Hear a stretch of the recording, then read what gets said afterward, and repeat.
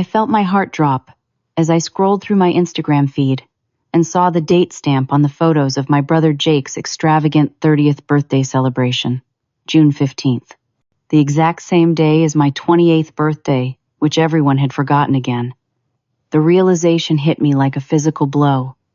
This wasn't just accidental neglect. This was deliberate, a pattern spanning decades of my existence.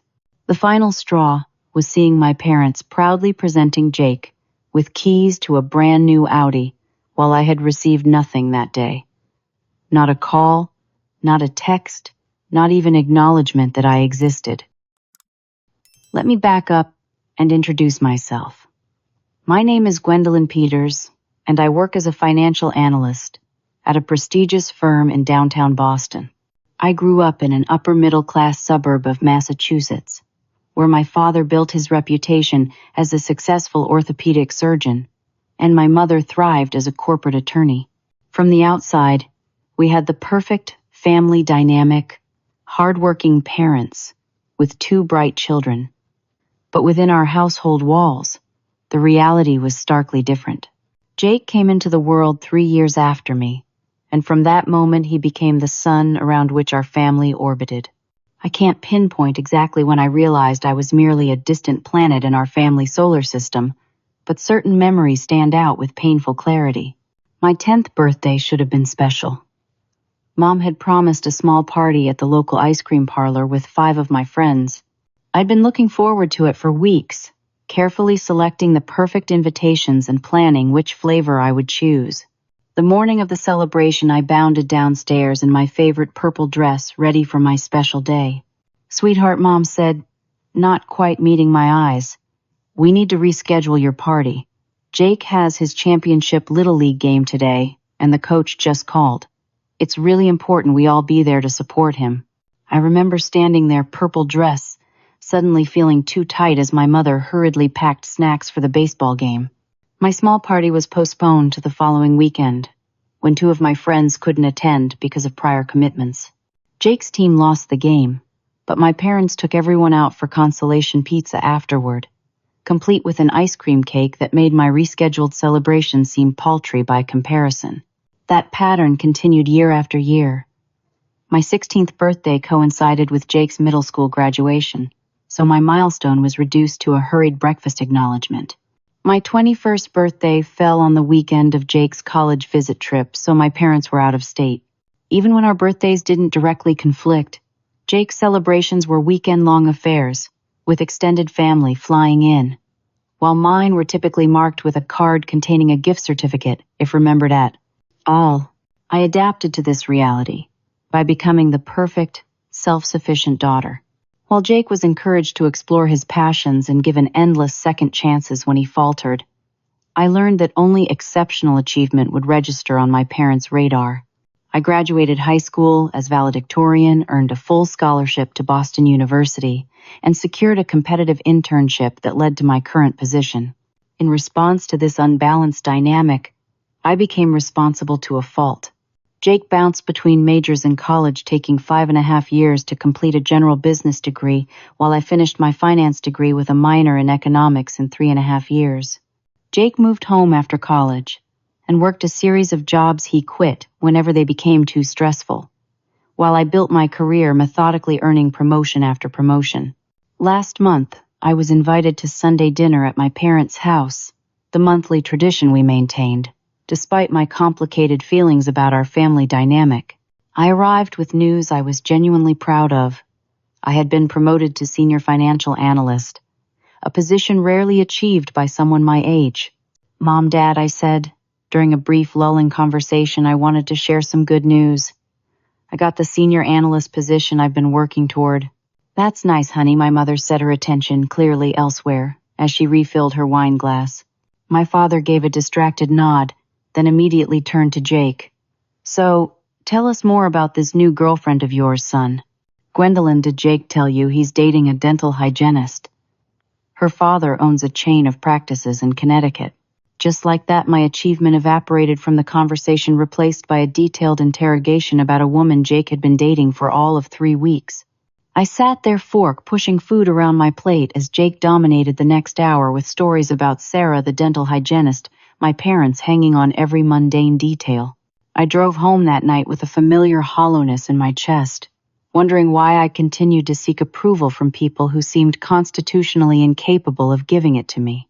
The persistent feeling of being overlooked eventually led me to therapy, something I kept private from my family. Dr. Winters helped me recognize the unhealthy dynamic that had defined our family for decades. What you're describing sounds like a classic golden child and scapegoat dynamic, she explained during one session. It's not uncommon in families, but that doesn't make it any less damaging. Through weekly sessions, I began unpacking years of emotional neglect. The more I talked, the more obvious the pattern became. I remembered my college graduation ceremony where I received my diploma summa cum laude. My parents attended the morning ceremony, but left immediately afterward, missing the honors luncheon, where I was recognized with a department award. Jake has a baseball game, my father explained, as they hurried toward the parking lot, my graduation cap still perched on my head. You know how important this season is for his college experience. Jake was finishing his sophomore year with barely passing grades, but his position as a bench-warming player on the university baseball team was apparently more significant than my academic achievement. That evening, alone in my apartment while my roommates celebrated with their families, I received a text from my mother. Jake hit a double. Coach says he's really improving. No mention of my graduation. No congratulations.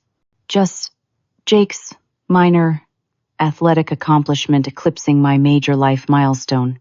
As therapy progressed, I recognized how these experiences shaped my relationships outside my family. I became the friend who always remembered birthdays, who volunteered to help with moves or drive people to the airport at ungodly hours. I was the girlfriend who bent over backward to accommodate partners' needs while minimizing my own. I feared that asserting boundaries would result in abandonment because in my formative experience, my needs were always secondary. Last year, I decided to take control of my birthday celebration. I reserved a table at an upscale restaurant in Boston and invited my parents, Jake, and a few close friends. I sent formal invitations a month in advance and followed up with reminder texts the week before.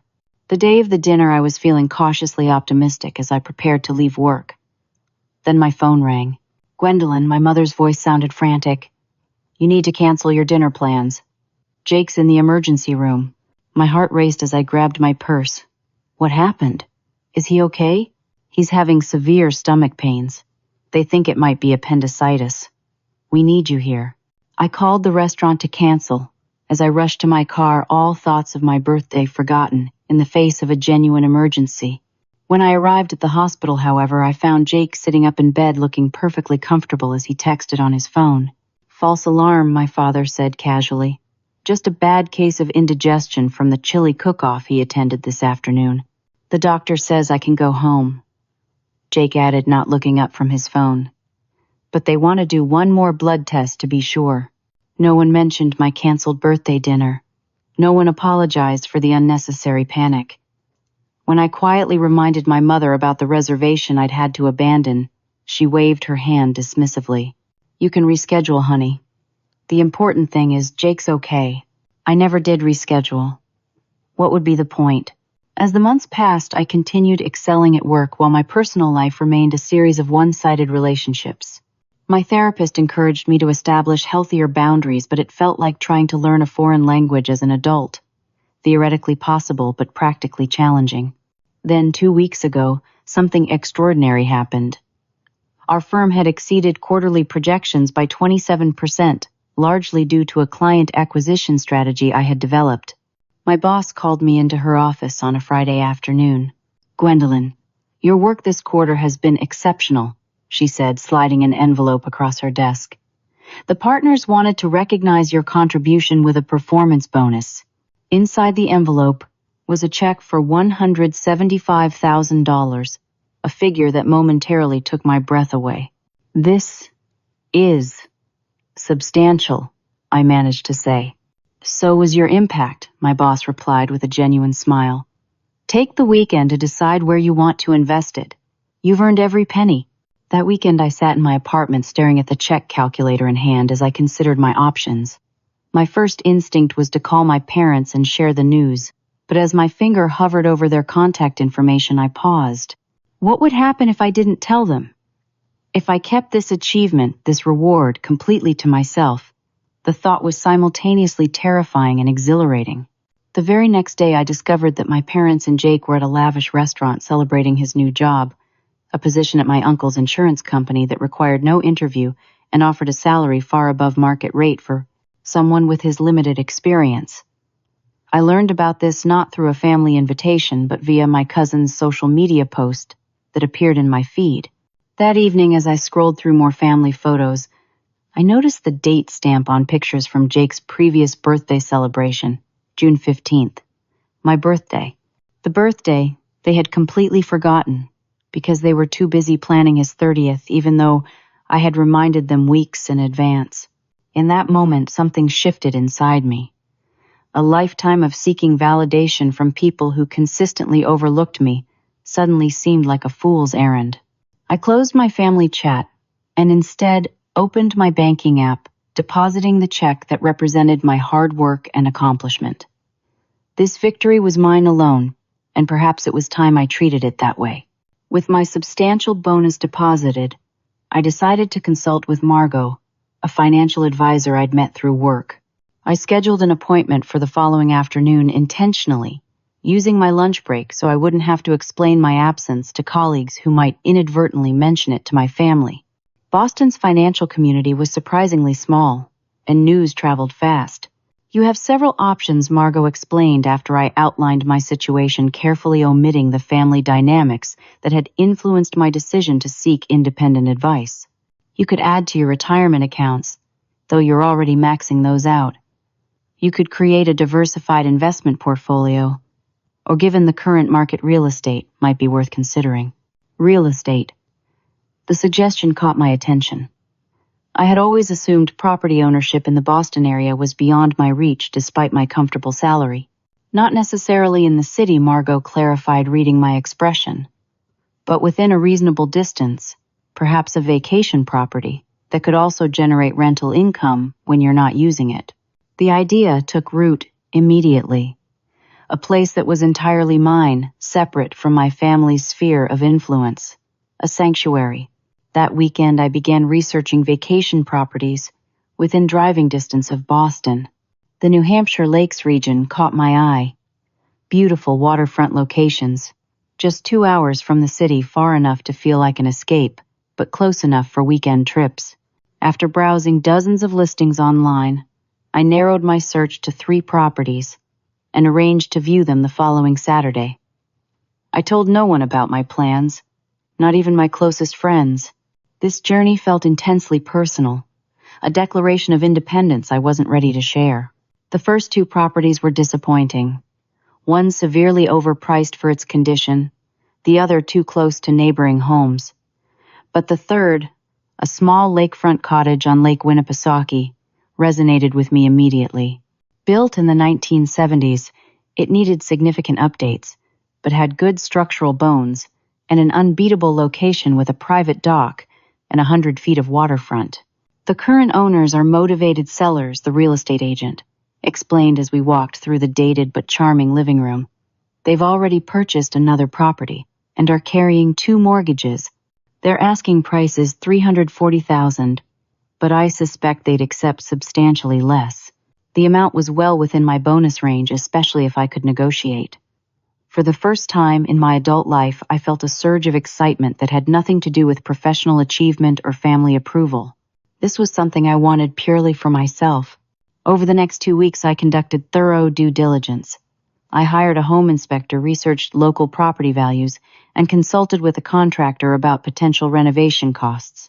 I ran the numbers repeatedly, factoring in property taxes, insurance, and maintenance expenses. The investment was sound. I submitted an offer of $295,000 contingent on inspection.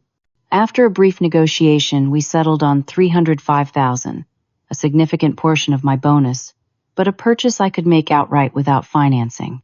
Throughout this process, I maintained my normal routine. I attended the mandatory Sunday dinner at my parents' house, listened to Jake's endless stories about his new job, from which he was already considering quitting, because his supervisor didn't appreciate his creativity, and deflected questions about my own life, with vague responses that satisfied my parents' minimal curiosity. During one such dinner, as I was helping my mother clear the table, she mentioned casually, "We need to talk about Jake's 30th birthday. We're thinking of renting a house in the Hamptons for a week in June. The whole family would be there." June, I repeated, a familiar knot forming in my stomach. "What dates specifically?" "The week of June 15th, she replied without hesitation. "It works perfectly because your father can take that week off and Jake's girlfriend can get vacation time then too." "June 15th is my birthday," I said quietly, hoping against hope that she had simply forgotten the date temporarily. My mother continued loading the dishwasher without missing a beat. "Well, we'll make sure to bring a cake for you too, honey. But this is a milestone birthday for Jake, so the focus will naturally be on him. You understand." I did understand. I understood perfectly. This wasn't oversight or accident. This was the continuation of a pattern so ingrained that my mother didn't even attempt to disguise it anymore. "I won't be able to join you," I said, surprised by the steadiness in my voice. "I have work commitments that week." My mother finally looked up, a flicker of annoyance crossing her face. "Surely you can reschedule. This is important." "So is my job," I replied, handing her the last plate. "And I've already committed to those dates." I hadn't, of course. But in that moment, I decided that June 15th would be spent at my new lake house, my sanctuary, celebrating myself for once. The paperwork was already in process. Soon I would own a piece of property that no one in my family knew about, a space that existed entirely separate from their expectations and dismissal. As I drove home that night, I felt lighter than I had in years. I wasn't seeking a confrontation with my family. I simply wanted to carve out a life where my existence, my achievements, and my birthday mattered, at least to me. The closing on my Lake Winnipesaukee property was scheduled for mid-April, giving me 2 months before my birthday to renovate and furnish the space. The timing was perfect. I could work on the cottage while my family was consumed with planning Jake's elaborate birthday celebration. The closing process went smoothly. I signed the final paperwork on a rainy Thursday afternoon, and by that evening, I held the keys to my very own lakefront property. Standing alone in the empty living room, as the sun set over the water, I felt a profound sense of peace I hadn't experienced in years. That peace was short-lived. As soon as I returned to cell service range, my phone exploded with texts from Jake. "Need to talk as soon as possible. Financial emergency. Call me when you get this. Seriously, Gwen, it's important." I waited until I was back in my Boston apartment to return his call, steeling myself for whatever crisis he had manufactured. Finally, Jake exclaimed when he answered, "I've been trying to reach you all day." "I was handling some business," I replied vaguely. "What's going on?" "I need a loan," he said without preamble. "For the Hamptons trip. Dad and Mom are covering the house rental, but I'm supposed to chip in for activities and food for everyone. They're saying $5,000 should cover it." $5,000, I repeated mentally, calculating how many weekends of renovation work that would fund at the cottage. "Yeah, but I'm a little short right now. Sarah and I just put a deposit down on a better apartment and with the new car payment." The new car being the Audi our parents had gifted him on my birthday last year. "I can't do that, Jake," I said firmly. "That's a lot of money for a vacation I'm not even attending." "What do you mean you're not attending? Mom said you were being difficult about it, but I thought you'd come around. It's my 30th, Gwen. It's kind of a big deal." "I'm aware of the significance of a 30th birthday," I replied, thinking of my own 29th the previous year that had gone completely unacknowledged. "But I have prior commitments. More important than family, than my milestone birthday." His tone had taken on the wounded quality that usually preceded my capitulation. But something had changed. Perhaps it was the weight of the cottage keys still in my pocket, tangible proof that I had created something for myself without their knowledge or approval. "Yes, Jake. Some things in my life are important too." The silence on the other end of the line was profound. Wow, he finally said. Just wow. I never thought you'd be so selfish. The call ended with Jake still upset and me standing my ground for perhaps the first time in our adult relationship. Instead of feeling guilty, I felt strangely liberated. The following weekend, I drove to New Hampshire, with my car packed full of cleaning supplies, measuring tape paint samples, and a notebook filled with renovation plans. The cottage needed significant updating. New kitchen appliances, bathroom fixtures, flooring throughout, and a complete refresh of the dated paneling on the walls. I spent Saturday taking detailed measurements and creating a prioritized list of projects. On Sunday, I visited the local hardware store where I met Troy, a contractor who specialized in lake house renovations. This place has good bones, he commented after walking through the cottage with me. But it'll need some love to bring it into this century. We discussed options within my budget, and by the end of the day, I had hired Troy and his team to handle the major updates while I tackled the cosmetic changes myself. The work would be completed in 6 weeks, just in time for my birthday. Over the next several weekends, I fell into a rhythm that felt like therapy. During the week, I maintained my professional persona in Boston, excelling at work and deflecting increasingly persistent questions from my family about Jake's Hampton celebration.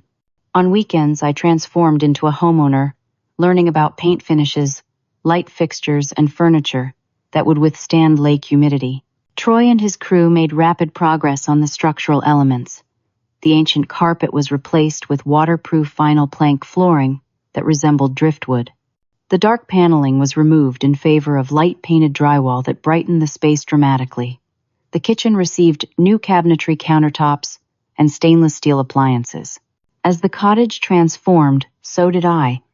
I found myself making decisions without second-guessing, selecting fixtures and finishes based solely on my preferences rather than anticipating others' judgments.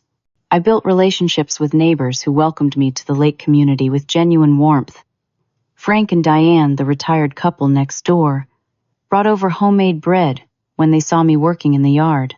Marina, a graphic designer who owned the cottage across the cove, invited me for evening boat rides after particularly hot work days. For the first time, I was creating connections based on who I actually was, not who I had molded myself to be in response to family expectations. It was both terrifying and exhilarating. Meanwhile, Jake continued his campaign to secure my financial contribution to his birthday extravaganza. His texts oscillated between guilt trips and anger, with occasional attempts at reconciliation when the former tactics failed. My parents joined the effort, calling with thinly veiled suggestions that I should support my brother during this special time. 3 weeks before the planned Hamptons trip, as I was finalizing furniture deliveries for the cottage, my phone rang with my mother's ringtone. "Gwendolyn, we have an emergency," she began without greeting. "Sarah broke up with Jake last night. He's devastated." "I'm sorry to hear that," I replied, genuinely concerned, despite our recent tension. "Is there anything I can do?" "Yes," my mother said emphatically. "You need to clear your schedule for next weekend. Jake needs family support right now, and whatever work thing you've been so secretive about needs to take a back seat."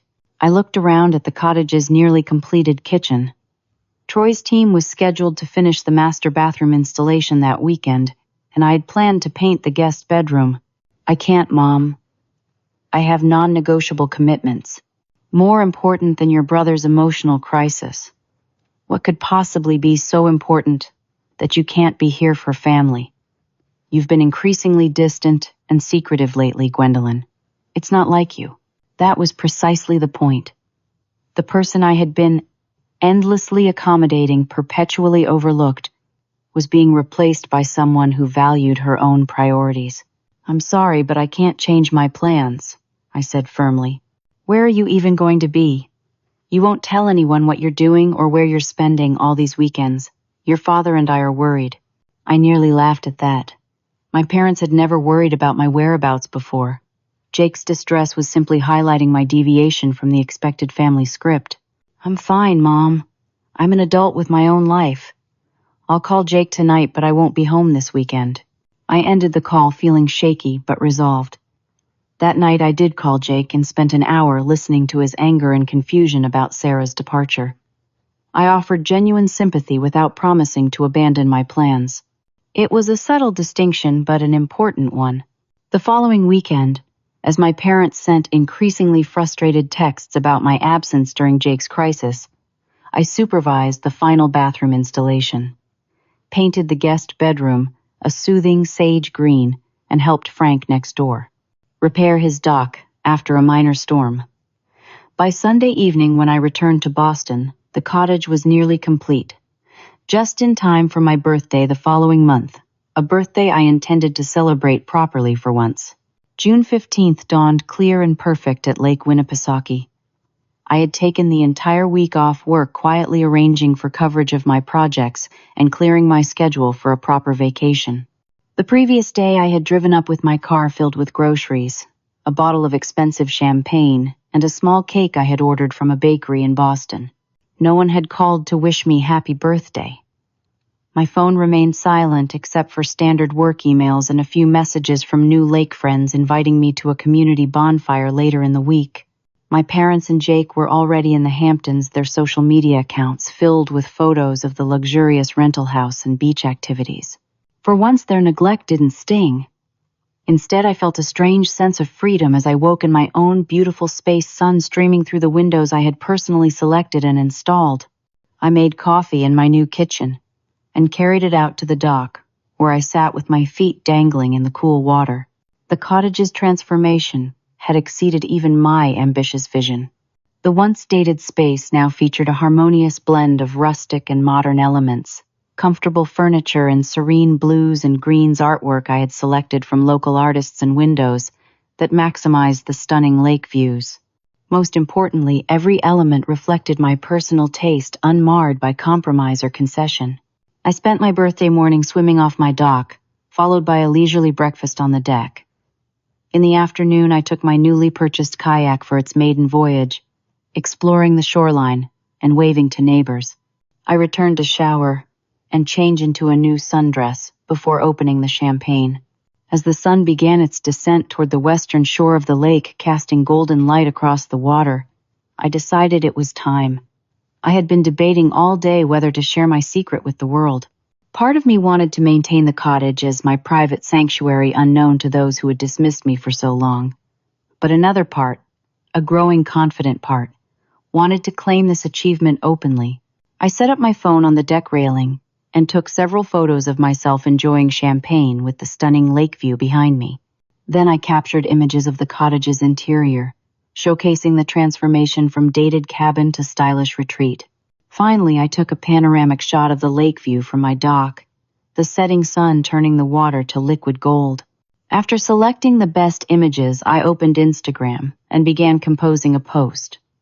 My finger hovered over the screen momentarily before I committed to my decision and typed, "Celebrating my 28th birthday by toasting to my newest achievement, homeownership. After months of secret renovations, I'm finally sharing my Lake Winnipesaukee cottage purchased entirely on my own as a gift to myself. Sometimes you have to create your own celebrations. Number birthday girl, number lake life, number home owner." I pressed share before I could reconsider, then set my phone aside and returned to enjoying my champagne and the magnificent sunset. 30 minutes later, curiosity got the better of me, and I checked for reactions. The response was overwhelming. Colleagues, friends, and acquaintances had flooded the post with likes and congratulatory comments. "Oh my God, Gwen. This is stunning. You bought a lake house. Girl, we need to talk about your investment strategies. Happy birthday. What an amazing achievement." But among the positive reactions, more startling comments had begun to appear. From my aunt, Patricia. "Happy birthday, Gwendolyn. Wait, isn't today Jake's big Hampton party too? Are you not there?" From my cousin, Daniel. "Happy birthday, 'cause thought you'd be at the beach with everyone else. This looks way better, to be honest." From my mother's best friend, Barbara Beautiful. "Home and happy birthday, dear. Your mom didn't mention you'd bought property." Then came the messages that made my heart race. From Jake. "What the actual hell, Gwen? You said you couldn't come because of work. Delete this attention-seeking BS right now. From my mother, Gwendolyn Marie Peters, call me. Immediately. Your brother is upset, and this is completely inappropriate timing. From my father. Very disappointed in your behavior. Family comes first. Call your mother. My phone began ringing, Jake calling. I declined. Then my mother declined again. The notifications continued piling up as more family members and friends saw the post and began connecting the dots about the competing birthday events. When my phone rang a third time, I answered without checking the caller ID, prepared for a confrontation. Gwendolyn, it's Aunt Susan. My father's sister, always the family peacemaker. Honey, there's quite a situation brewing here. Your parents are. Well, they're not handling this revelation very well. I imagine they're not, I replied, surprised by the calm in my voice. They're saying you deliberately planned this announcement to undermine Jake's birthday celebration, Susan continued. But something doesn't add up. The cottage in your photos looks fully renovated and furnished. That's not something you did overnight. No, I agreed. I've owned it for nearly 2 months. I've been renovating it every weekend. So all those work commitments were actually me creating something for myself. Yes, there was a long pause before Susan spoke again. And today is your birthday too, isn't it? June 15th. Yes, another pause. They scheduled Jake's big celebration on your birthday again. The again caught me by surprise. Someone had noticed the pattern. Yes, I said simply. Oh, Gwendolyn. Susan's voice had softened. I had no idea. I mean, I've noticed your birthdays tend to be overshadowed, but I didn't realize. Hold on. Your mother wants to speak with you. Before I could protest, my mother's voice came through the phone tight, with barely contained fury. Explain yourself right now, young lady. Your brother is in tears.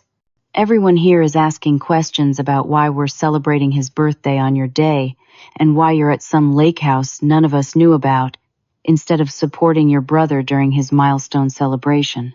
I think you just answered your own question, Mom, I replied. Why are you celebrating his birthday on my day again? This isn't a coincidence or an oversight. You've been doing this for years. That's ridiculous, my mother snapped. We've always celebrated both of your birthdays appropriately. No, I said firmly. You haven't. Last year you completely forgot my birthday because you were too busy planning Jake's party. The year before that, my birthday dinner was canceled because Jake had indigestion. My 21st birthday, you were touring colleges with Jake. My 16th birthday was overshadowed by Jake's middle school graduation. Those were unfortunate scheduling conflicts, my mother insisted, and sometimes difficult choices have to be made. Jake's confidence has always been more fragile than yours. We couldn't risk overshadowing his special moments. The admission so casually stated confirmed what I had suspected for years. This wasn't accidental neglect. It was a deliberate choice to prioritize Jake's emotional needs above mine. Let me get this straight, I said slowly. You intentionally minimized my birthdays and achievements because Jake's ego couldn't handle sharing attention. That's not what I said, my mother backpedaled quickly. You're twisting my words. I don't think I am. I think you've just been more honest than you intended to be. A commotion in the background interrupted whatever my mother had been about to say.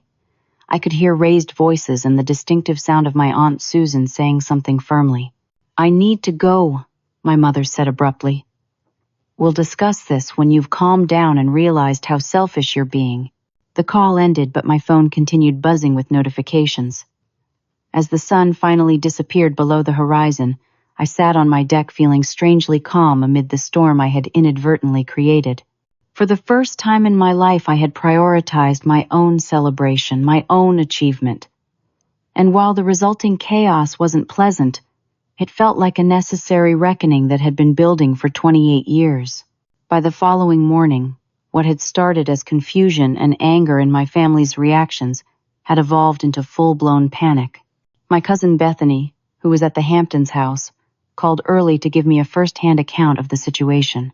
It's absolutely chaotic here, Gwen, she said, her voice hushed, as though she were hiding somewhere to make the call. Your parents are in damage control mode. Half the extended family is asking awkward questions about why they planned Jake's party on your birthday, and the other half is demanding to know why no one knew you'd bought property. What are they saying? I asked, genuinely curious about how my parents were spinning the situation. That's the thing. They keep changing the narrative. First, they claimed they had planned a surprise for you that you ruined by not showing up. When Aunt Susan pointed out that made no sense given the Hamptons rental was explicitly for Jake's birthday, they switched to saying there was a miscommunication about dates. Then Uncle Robert pulled up last year's Facebook posts and showed everyone they celebrated Jake's birthday on June 15th last year too, which was definitely your birthday. I felt a strange combination of vindication and sadness. The pattern that had shaped my entire life was finally visible to others, but at the cost of exposing my family's dysfunction. How's Jake handling it? Bethany sighed. Not well. He had a complete meltdown at breakfast, screaming about how you're trying to steal his spotlight and ruin his special birthday trip. But then Grandma Martha took him aside and I overheard her asking him if he even knew when your birthday was. He couldn't answer. That revelation stung more than I expected. Jake and I might have an unbalanced relationship, but we were still siblings. The idea that he didn't even know when I was born highlighted just how peripheral my existence had been in our family narrative. Your parents are frantically calling everyone, trying to reshape the story, Bethany continued. But it's not working. Too many people have now realized there's been this weird pattern of overlooking you for years. And they're not accepting the excuses anymore. As if to confirm Bethany's report, my phone began filling with text messages from extended family members I rarely heard from. From Uncle Robert, "Your cottage looks beautiful, Gwendolyn. Happy belated birthdays for all the years I apparently missed. We need to catch up soon." From Grandma Martha, "Happy birthday, my sweet girl. I'm sorry I didn't realize what was happening all these years. Your home is lovely, and I'd love to visit when things calm down." From Cousin Taylor, "Hey, 'cause I feel awful that I never noticed the birthday thing. Your lake house is amazing. Can I come up sometime?" Getting weird vibes here in the Hamptons. Even as these supportive messages arrived, my parents and Jake continued their campaign to villainize me. Jake posted a tearful Instagram story about family betrayal and attention-seeking behavior, ruining important milestones. My mother called 3 more times, each conversation more strained than the last, as she attempted to rewrite decades of family history on the fly. "We've always made your birthdays special," she insisted during her 3rd call. "Remember when we took you to that restaurant for your 25th? That was for my promotion at work," I corrected. "And you left early because Jake called with a car problem." "Well, what about the jewelry we gave you for your 18th birthday? That was a high school graduation gift, Mom. And it was a hand-me-down from you. Jake got a new car for his graduation." Each attempt to fabricate a balanced family narrative fell apart under the simplest scrutiny. The truth was too consistent, the pattern too clear now that it had been exposed to light. By evening, the situation had escalated further. Jake had apparently driven back to Boston, in a fury, abandoning his own birthday celebration because it was ruined anyway. My parents remained in the Hamptons, trying to salvage the family vacation while simultaneously attempting to contain the growing awareness of their favoritism. Just as I was preparing dinner in my cottage kitchen, my phone buzzed with a text from Bethany. "You need to see this." Jake's meltdown got caught on video. She attached a clip that showed Jake, my parents, and several relatives in what appeared to be the living room of the Hamptons rental. Jake was red-faced and shouting while my father tried to calm him down. My mother stood in the background repeatedly saying, "This is all a misunderstanding." The most damning part came when Aunt Susan calmly asked, "I'm just trying to understand, why has Jake's birthday been celebrated on Gwendolyn's actual birth date for the past several years?" My mother's response was clearly captured. "On the video, Jake's celebrations require more planning, so we need flexibility with dates. Gwendolyn has always been self-sufficient, so we knew she wouldn't mind adjusting. So you deliberately chose her birthday for his celebrations." Uncle Robert's voice came from off-camera. "That seems pointed." "You don't understand," my father interjected. "Jake needs more support. Gwendolyn has always been stronger emotionally. We've had to make difficult parenting decisions to ensure both children's well-being." By consistently ignoring one child's birthday to celebrate the others, Grandma Martha's voice was sharp with disapproval. The video ended with Jake storming out and my parents looking genuinely flustered, perhaps the first time I'd ever seen them, without a ready explanation for their behavior. I sat down heavily on my new sofa phone, still in hand. The video provided irrefutable evidence of what I had experienced my entire life.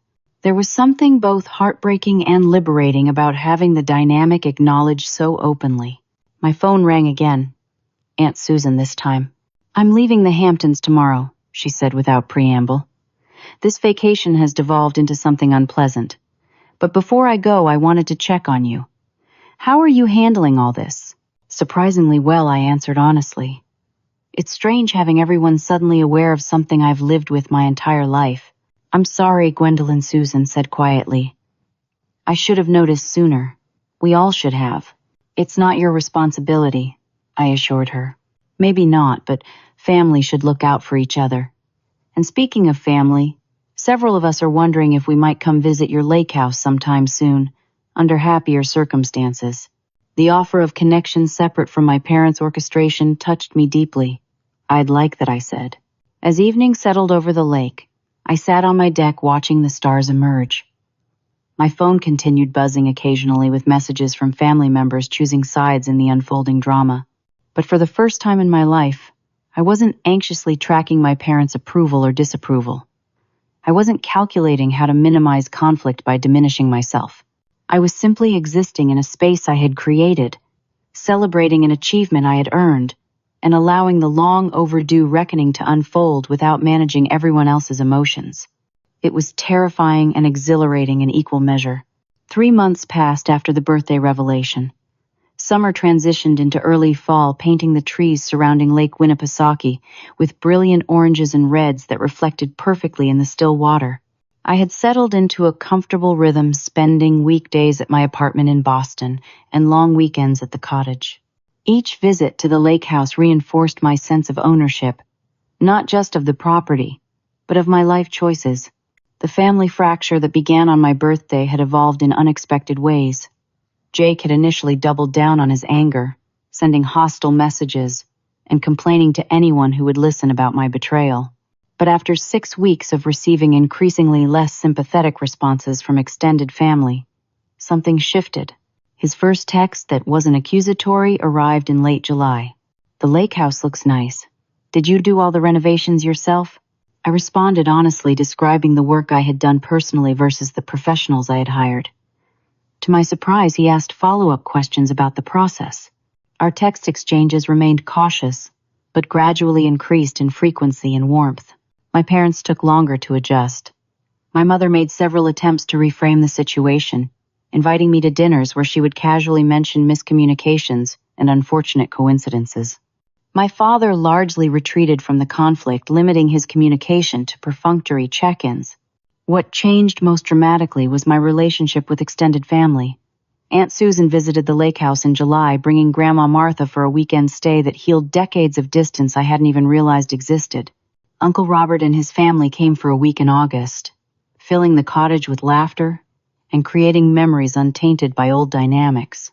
Cousins I had barely connected with growing up suddenly became regular texting partners and occasional visitors. As November approached, I faced a decision about Thanksgiving plans. Traditionally, the holiday was held at my parents' house, with the extended family conforming to their expectations and preferences. This year, several relatives had privately expressed reluctance to return to the usual arrangement given the tensions that remained unresolved.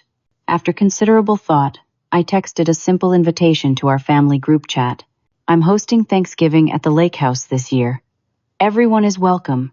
Please RSVP by November 10th so I can plan accordingly." The responses came quickly. Aunt Susan, Uncle Robert, Grandma Martha, and most of the cousins immediately accepted. Jake replied with a tentative, "Maybe. Can I let you know next week?" My parents remained conspicuously silent. 2 days later, my mother called. "You're hosting Thanksgiving." She sounded genuinely confused, as though the concept was incomprehensible. "But we always have Thanksgiving at our house."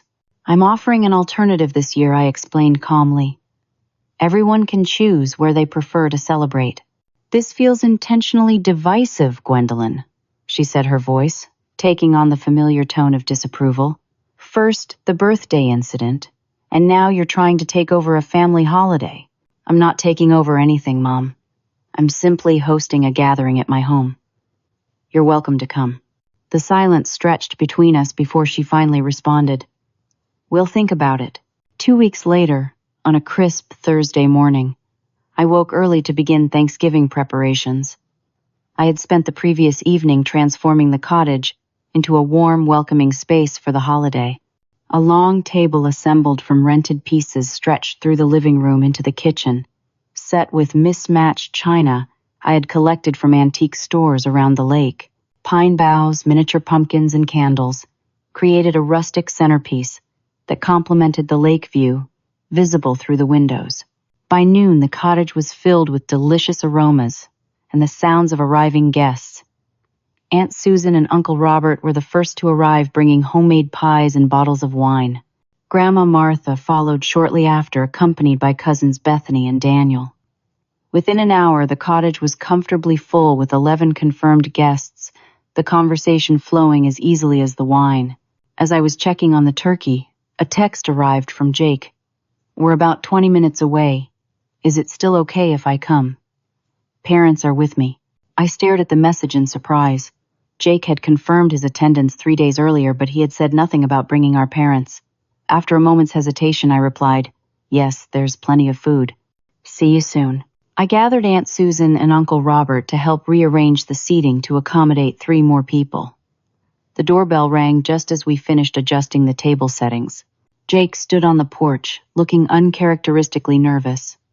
Behind him were our parents, my father holding a bouquet of flowers, my mother clutching a small gift bag. Happy Thanksgiving, I said, stepping back to invite them in. Your home is lovely, Gwendolyn, my father said, handing me the flowers. Thank you for having us. My mother remained silent, but she offered a tight smile as she entered, taking in the cottage's transformation with obvious surprise. Jake followed, giving me an awkward side hug before joining the cousins in the living room. The initial interactions were strained with conversation, carefully navigating around sensitive topics. But as dinner progressed, the larger family group created a buffer that allowed everyone to relax incrementally. By the time dessert was served, the atmosphere had shifted from cautious politeness to genuine warmth. After the meal, as people scattered to different areas of the cottage, I found myself alone in the kitchen with my mother. She was quietly loading the dishwasher, a task she had volunteered for without prompting. You've created something beautiful here, she said without looking at me. The house, the dinner, it's all very impressive. Thank you, I replied, unsure where the conversation was heading. She finished arranging a row of plates before turning to face me. I owe you an apology, Gwendolyn, a significant one. The statement was so unexpected that I couldn't immediately respond.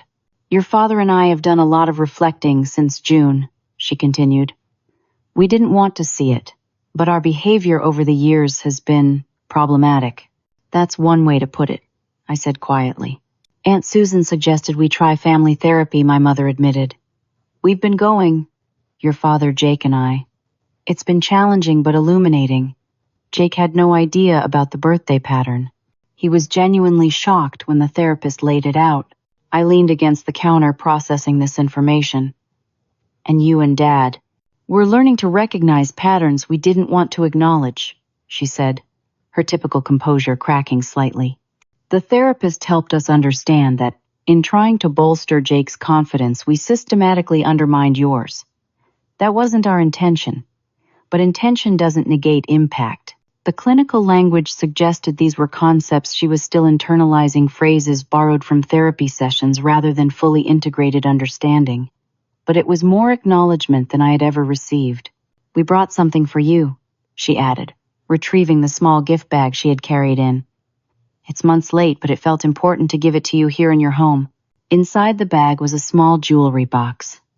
I opened it to find a pair of sapphire earrings I recognized from my grandmother's collection. These were meant to go to you on your 21st birthday, my mother explained. But I made other decisions at the time. They're yours. They always should have been. The gesture was simultaneously meaningful and inadequate.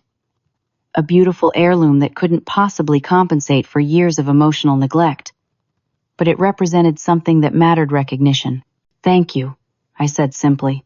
This is just a beginning, my mother added. We have a lot of work to do, your father and I. And Jake, too. We're hoping you might consider joining us for a family therapy session someday when you're ready. Before I could respond, Jake appeared in the kitchen doorway. Everything okay in here? He asked, glancing between us uncertainly. Yes, I answered. We're just talking. Good, he nodded. Because everyone's asking for you. Apparently you promised to show people the sunset from the dock. I did. I smiled, grateful for the natural conclusion to an emotional conversation. Tell them I'll be right out. As my mother and I rejoined the gathering, I felt a subtle shift in the family dynamic. The boundaries I had established by creating this space, by celebrating my achievement, had altered something fundamental in how others perceived and treated me. It wasn't perfect resolution. There were years of patterns to unlearn, trust to rebuild. But it was movement in a healthier direction. Later that evening, as the sky painted itself in spectacular shades of pink and orange over the lake, I stood on my dock, surrounded by family members who were seeing me, truly seeing me, perhaps for the first time. Jake stood at the edge of the group, his girlfriend Emily beside him. They had been dating for 2 months, and she seemed to have a calming influence on him. This view alone was worth the drive, my father commented, joining me at the dock's edge. It's why I fell in love with this place, I agreed. You made a wise investment, he said, both financially and personally. Coming from my father, a man of few compliments, the observation carried significant weight. As darkness fell and guests began to depart, I found myself holding a house still full of leftover food, mismatched dishes, and the lingering warmth of connections renewed and strengthened. My parents and Jake were among the last to leave. Thank you for including us today, my father said as they prepared to depart. It meant a great deal, my mother added. Perhaps we could do Christmas at our house. If you're willing, I'll think about it, I replied honestly. Let's talk closer to the date. After everyone had gone, I sat alone on the deck with a glass of wine, reflecting on the journey of the past year. From the unacknowledged birthday that had catalyzed my decision to purchase this cottage to today's gathering where I had hosted my family on my own terms, the transformation was profound. I had discovered that true happiness wasn't found in seeking validation from people unable or unwilling to provide it. It came from honoring my own achievements, creating spaces that reflected my values, and establishing boundaries that protected my well-being. The lake house represented more than a financial investment. It was tangible proof that I could create celebration, connection, and meaning for myself. And ironically, by refusing to diminish my own light, I had created space for more authentic relationships with the very family that had previously overlooked me. As stars appeared in the clear November sky, I raised my glass in a private toast to lessons learned and boundaries established. The journey toward healing family wounds would be long and imperfect, but for the first time I was approaching it from a position of strength rather than need, confident in the knowledge that regardless of others' actions, I had built something valuable, both in this lakeside sanctuary and within myself.